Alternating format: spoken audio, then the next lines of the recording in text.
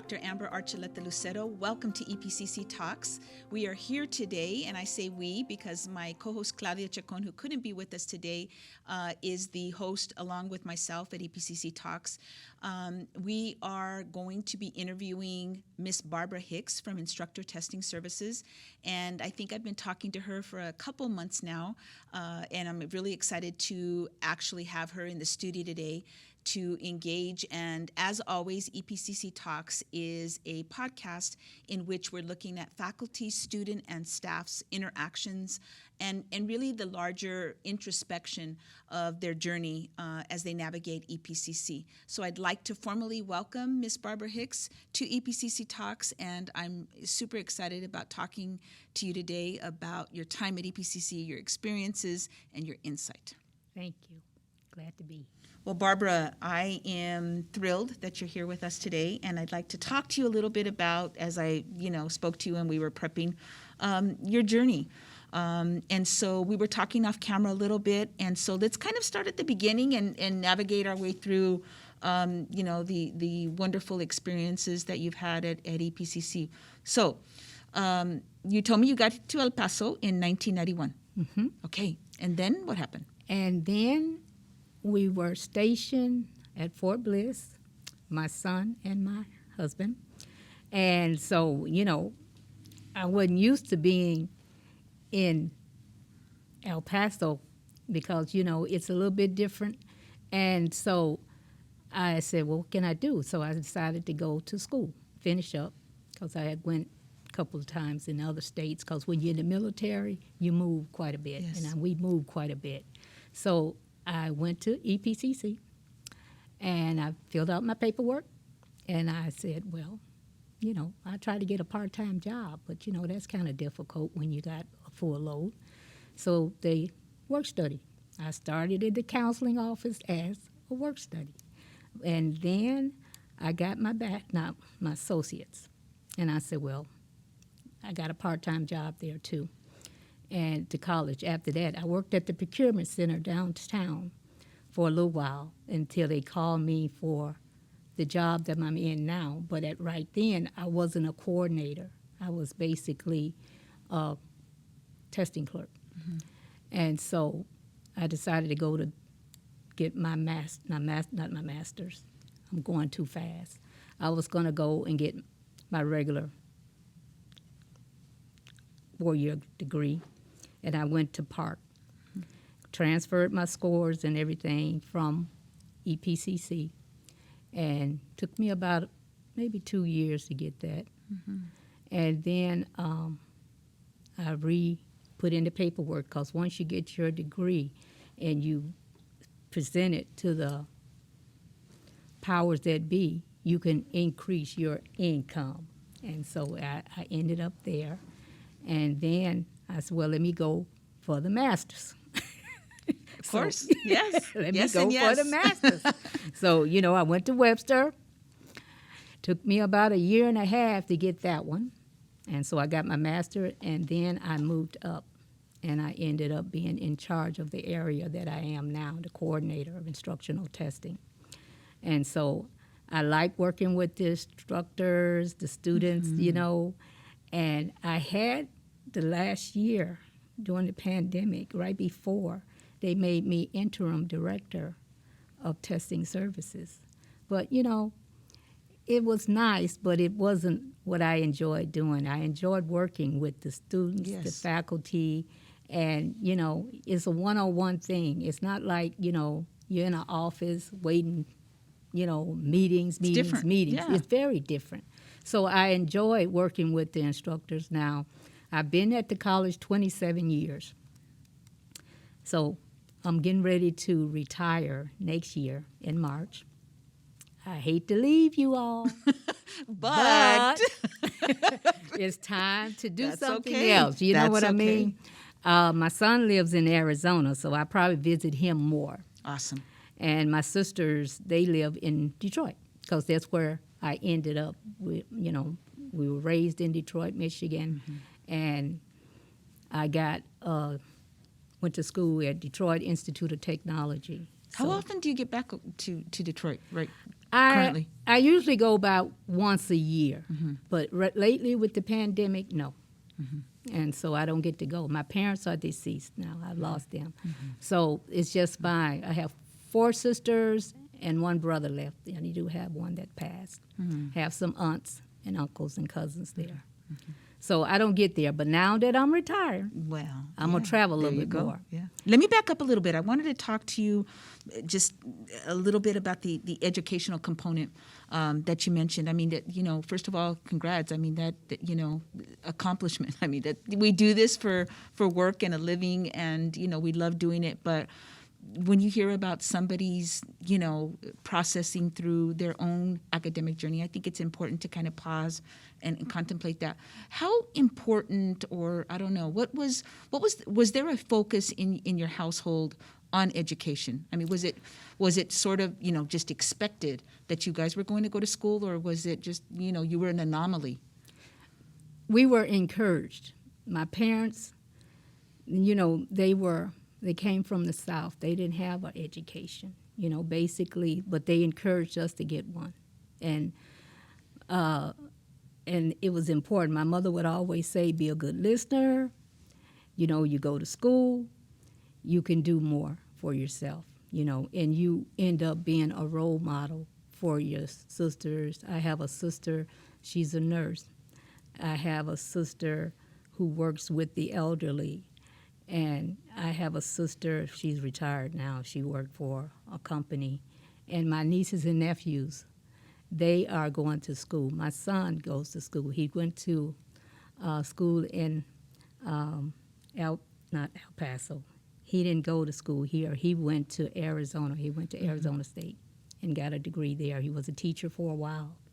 So what it was it was important for us to do what my parents couldn't do during the time that they were young. They didn't go to school. If they went, they didn't go very long because they had to work. Sure. So, you look at their background, and we moved from the South when I was about 7, and we moved to Detroit. And so when we got to Detroit, we went to school, and they encouraged us going to college. And so I went to college for a little bit, and then I got married. So, that kind of, but I did work. I worked at Detroit Chamber of Commerce. I worked at a bank because, I got my associates from the college I was going to, but I ended up just working. But when I got married, my husband had retired from the military when I married him. So, but he went back, and we had bought a home. He was working. But, when you're working for a Ford Motor Company or something like that, they lay off, things happen. So he said, well, I'm going to go back. And I said, well, I don't know if I want to do that. So we had bought a home in Michigan. So he went, and then later on I followed through. And so, but I did travel quite a bit. We were in a couple of places, Missouri. We were in, this was the last one. I went to Leavenworth, Kansas, but we never went overseas. We had a chance to go to Germany, but my mom was ill, so I didn't want to leave the States, so we didn't end up doing that. And then I decided, well, this is where I'm gonna complete my degree and my what I needed to do. And since I've been at the college, I love working with the students. I love being at the college, but it's time for me to give that slot to somebody else. Well, and that's what we do, right? We enjoy the things that we do, and then there's a time period in which we consider the next part of our phase, and so congratulations on the decision. And of course, we're going to miss you. I think you were one of the first people that I met when I came to campus, when I went in instructor services. Let me you said something a little earlier, and I want to maybe kind of reflect on that. Talk to me a little bit about your first job. So you mentioned the Chamber of Commerce. Detroit Chamber of Commerce. Was that your first job? we got jobs during the summer. In summer school, they give you jobs. And so you worked somewhere. And I worked at a park. And so that was my first job. And, it was only during the summer because you go back to school. So, you just ride around in the little cart and, see if any other people out at the park. It was Belle Isle. If they needed anything, we have to go around and around. So Were you doing it full-time? Mm-mm. Part-time? Part-time. Part-time. Only during the summer, and it's only so many hours. That's my first job was at the Bank of America, a real job, because we would scan everything, the checks, scan them down. And so that was my first job. And then it moved on from there. I got a job working as a computer operator. And so, because at the Detroit Institute of Technology, that's what I went to school for. Yeah. And so, I worked at the Detroit Bank of America. They moved me downstairs where I worked with the big computer machines. And then I got a job with them where I only worked Saturday, Sunday, and Monday, 3 days. 3 days, full time. Wow. Yeah. And so I worked there, and then I went back to Detroit Institute of Technology, and they wanted me to work there, their computers. And I said, well, I don't know. I got 3 days I'm working and the rest of the days off. So, but I went back, and then they called me back there, the Chamber of Commerce. They wanted me to be their operator, computer operator there. So I stayed there until I finally left and went to join my husband at Fort Eustis, because that's where he was stationed, Virginia. How did you make the decision to continue, the education? So you have, associates, you could have stopped, you get this bachelor's, check, done. But then you continued. How did you make those types of decisions in continuing your education? I guess it's because my mother. She stressed it, really. And, she wanted me to finish before I got married, but I didn't. I said, I still finish it, Mom, but you don't, Life, yeah. So, but, it's something that I had to do. And I guess I wanted to go into the military, too. Yeah. But then I finished school. I worked at Langley Air Force Base there, and that would be midnights. I had midnights. You worked the nights, and I had a little old son. Yes. But, and then you have to set goals and accomplishments for your children. I wanted him to go to school, too. And so, because I really enjoyed going to school, and I still want to go some more, just take classes. Just because you retire doesn't mean your education stops. No. So there are other things you can do. So that's something I believe that, you always grow the more you add to what you know. And so I believe when I retire, I'll probably be like most people. I'll be taking classes at EPCC, because you can add to what you already know. Yeah. And you have to keep it to the point where you're always learning. Yeah. Always. Yeah, it's balancing, right? You're enjoying, you're learning, you have this, input of information at the same time. You have opportunities in terms of time and the schedule's open, so all the stars align, and it's kind of a perfect situation.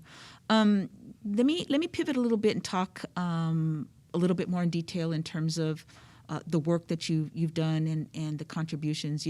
Every time I go in to testing service, and I mentioned that you were one of the first people that I met when I got onto campus.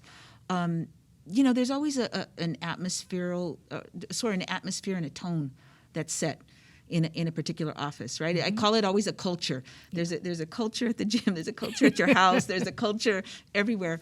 And the culture when I walk in there is you feel important. As instructors, we feel our names, and it's a lot of people to navigate at Valle Verde. But you have always, set a tone for the staff, that you oversee. Everybody's friendly. People are asking, how's your day? How's it going? Was that sort of an intentional thing, or did that just happen? Because I always say that, I set a tone when I go into the classroom. There's something that, you mentioned goals. There's something that you want to accomplish that particular day. But it starts in a way where you sometimes have to be very intentional about, this is the culture that I've created. So I just wanted to maybe hear from you a little bit about how you have created that environment at Instructor Testing Services. I guess it's because we're a team. Whenever you work in a department, everybody is a team. Everybody's giving something. So you set it where, we respect you. You are the teachers, you're the instructors. But, a lot of times people can be intimidated, by some people, the instructors and things. But, you just treat them like, they regular people. We respect your knowledge and everything. And if we have something we need to ask you, I don't want them to feel they can't ask you because I say, you're people. We're all people. And, and I enjoy the instructors. I've been working here so long, I know them all. You know what I mean? You know a lot about our lives, too. Yeah, yes. Some of them were my instructors. I'm going to tell you that. I tell you. But anyway, it feels better. You feel like you at home, and when you go to work, you don't feel like you rushing for the day to be over. Sometimes it get over too fast. But it's just like, I enjoy you all. Y'all always have something to tell us that we don't know anything about. And like a lot of people travel more so than others. And, I need to find out what you know. Where would be the best place to go? Like you mentioned Arvis. Me and Arvis went to South Africa. I've been, and, even the team, and I say, well, I'm going to show y'all some of the places I've been, and it's good to feel like they are family. Absolutely. We are family, and doesn't determine how we do our job. We do our job, but there's no reason why we can't enjoy what we do. We can't enjoy the instructors when they come in, and we make sure that the students, if they have a problem, they don't have a problem with asking us, this, that. If we can answer it, if we can help you, we will. If not, we can stir you to the place you need to go. Yeah. Because, they're trying to learn, and we're there to promote that learning. And it's we're in a people business, and it matters going into a place. You're sometimes intimidated, as a student, and apprehensive, and you go into an environment where somebody has a kind word. It makes a huge difference. It is, because they remember you, and I might be in a store, and the older you get, your memory get a little fuzzy. So somebody might say, absolutely. Miss Hicks, don't you remember me? And, and they remember you just as good. So, it's nice that you does something to promote that knowledge and that education, and they remember, and, and they feel proud, and they go further to where I remember my mother, she always told us, if I had your education, Barbara, I'll be rich. I said, really, Mom? Yeah. I ain't got there yet. Yeah. Okay. I'm working on it, okay? But that's what she would say. Yeah. And I said, I'm working on it, Mom. I'm working on it, But, but you do things to make your parents proud. Absolutely. Very much so. And, my sisters, I'm proud of them, too. And my nieces and nephew and my son, you know what I mean? So what it is you continue to promote knowledge. Yeah. It's a legacy you build, right? It comes from, even though your parents didn't have an education, they were pushing it. You all, accomplished that, and then proceeded, with the nieces, the nephews, your son. But when you look at what they accomplished, your parents, it was a lot. Oh yeah, it was a lot. Yeah. Because I'm proud of them. I hate to lose them so early in life, but these things happen. So you just. Yeah. Get closer to your sisters and brothers. I think so too. Yeah. The stories that we hear, and I was just talking to somebody this morning about photographs and old photographs, and trying to understand where people were and the time frame and all that. When you look back on your professional career here at EPCC, and even maybe when you were at the bank, the Chamber of Commerce, what would you say was your biggest challenge professionally? My biggest challenge was the move from where I lived. I lived in Detroit, I was raised there. But to move to a different state several times, that was a challenge, But I realized that regardless of where I moved to, I still can meet my goal. I don't have a problem, and so you don't give up. And I think the challenge was everywhere I went, I tried to promote what I wanted to do. And, and you grow. And it happens, you know what I mean? And I can look back on life and say, I didn't give up on what I wanted just because I was moving. Because when you marry a military man, they like to go here, they go there. Yes. But, you still can accomplish your goals in your education. Because I got schools everywhere. You just bring that what you learn at the other one. I got to transfer these scores. I got to transfer this. Yeah. So, You just and keep eventually it happens. Yeah. And it's happened. And, and I have a grandson, and I have to be a role model for him. Sure. As long as, my son, well, he goes to school. He does have his bachelor's, but he one of those students that continue the rest of his life. Ain't quite got the master's yet, but he's working on it, But I'm proud of him, He never gives up, so he kind of a little bit like his mama.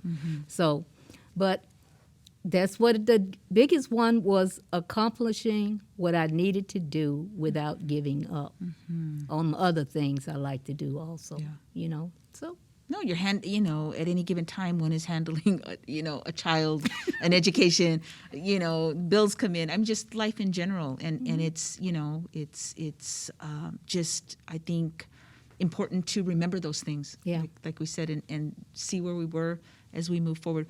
What do you think you're going to miss about EPCC, in Valle Verde in particular? Let me ask that. Probably my team. Yeah, they're a great group of people. They are, probably the team. But then you keep contact. It's not like you don't have any contact with them just because you retire. Yeah. They have so much respect for you, too. Yeah, so it doesn't mean I might not come back, but, I ain't making no promises. I think they were more excited about the interview than you were when I told you. I'm like, I'd like to interview. And they were like, what? Oh, my God, what are you going to wear? What's going to happen? So it's just super cool, too. And I say, well, you won't see it right away. They got to cut a few pieces here and there, okay? Yeah. But, I'm proud of them. They're a good team. Yeah, no. Even the whole department as a whole is a beautiful team. Yeah. And we all have contact with one another, whether it's at Mission, Southwest, all these campuses we got. But we have a team of testing services staff. And if we need somebody from one of the other areas, we transfer. We share, And that's one of the big things I liked about them. And we've had some good people that have retired and left. When I first started, Kay Lambert she wasn't the person in charge. It was Carol Giordano.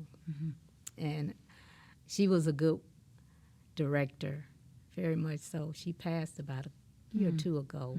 And, and it was just like, she's the boss, but she didn't treat it like that, And so we respected her. She respected us. All my directors have been like that.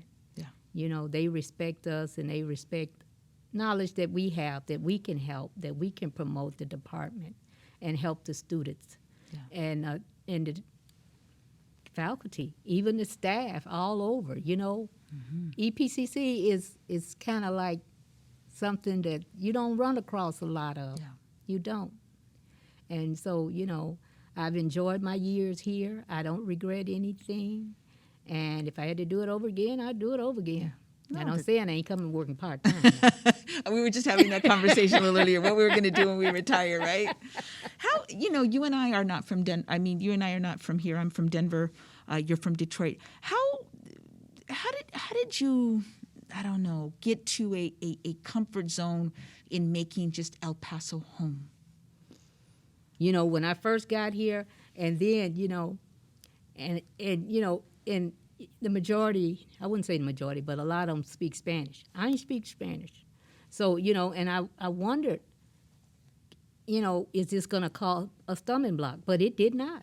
It did not. And, you meet people, and then they teach you a little bit here. I was going to say, how's your Spanish after 27 years? Hey, it ain't got no better. But, hey, I try. And Well, I'd say, I'm going to take Spanish. I was going to say, that's going to be one of those classes Well, you I might took take. it. Yeah. Yeah, I dropped it, too.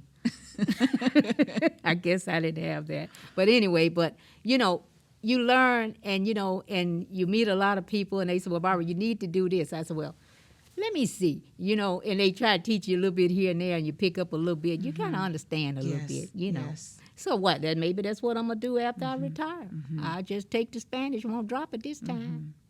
But, yeah, adapting was, I thought, well, we were on a military base, so it wasn't so bad. But when we got to school, but it was okay. Yeah. We moved, like I say, first one I came to was Fort Eustis. That one's in Kansas. Okay. That's Kansas. And that one was a little bit different. And then we ended up coming to Fort Leavenworth. That one was a lot different. And so, after that one, we came here because I had to get a compassionate reassignment because my mom was ill, and I didn't want to go to Germany and leave my mom. So we ended up getting a compassionate reassignment to Fort Bliss. Yeah. So, I when I sit down and I talk to people such as yourself, any interview, it's exciting for me only because there's so many aspects of one's life that you don't know about. And so, you want to continue to dig and dig because it's just, I think, so applicable to all of us, right? You were saying, we're all human. We all have these things, and there's a lot of, commonalities. And when you hear somebody's story and your own journey, I think it's just very impressive. And so, as we end today, there's always a question that I ask, and I don't tell the guests ahead of time that I'm going to ask this question. No, so don't be scared. Okay. Don't be scared. Okay. It's a question that I think is contemplative, and it is really, I think, very thoughtful too. So the question is this: what advice would you give to a younger Barbara Hicks? I would tell a younger Barbara Hicks that if she had it to do all over again, finish the education before you get married. Okay? And so, because my mom wanted me to wait. I was getting married. And she said, why don't you wait till you finish college? I said, well, Mom, I can do both. Yes. But no, you got to stay focused. Sure. On what because if that man loves you, he ain't going nowhere. Yes. Okay? And he would want you to finish what you started. He a little possessive, but that's okay. Anyway, so but I tried to go back because I would go and then I'd drop the classes.